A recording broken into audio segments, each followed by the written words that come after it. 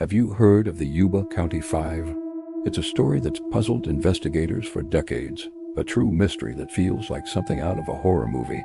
It all started on a cold winter night in 1978.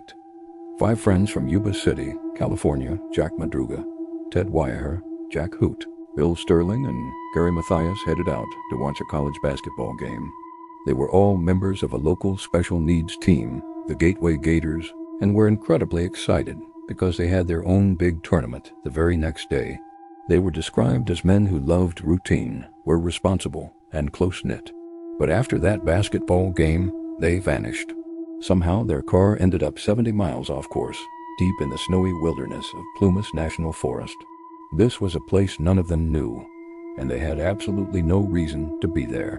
The next day, their car was found abandoned on a deserted mountain road. Here's where it gets strange. The car was in perfect working order. It wasn't stuck, it wasn't out of gas. It had simply been left behind.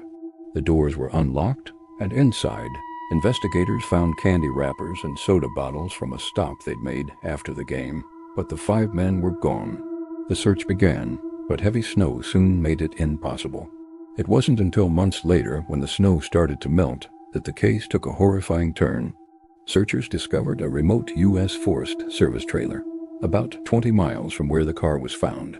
Inside, they found the body of Ted Wyaher. He was wrapped in sheets, having starved to death, despite the trailer being stocked with enough canned food to feed all five of them for an entire year. His feet were severely frostbitten, even though there were unused matches and blankets right there. Even weirder, a window in the trailer was broken from the asterisk inside asterisk, as if someone was trying to get out, not in. The bodies of Madruga and Sterling were found along the road near the trailer. A little farther into the woods, searchers found the skeletal remains of Jack Hoot. But the fifth man, Gary Mathias, was never found. Not a single trace. So what happened? How did five grown men, with a working car and a clear route home, end up lost in the mountains? Why would they abandon their car? Why would they starve in a trailer full of food?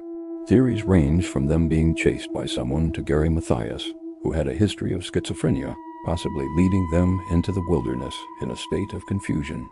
But without any concrete evidence, the fate of the Yuba County Five remains one of America's most haunting, unsolved mysteries.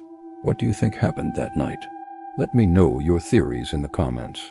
Thanks for watching, and if you enjoy diving into mysteries like this, please consider subscribing for more.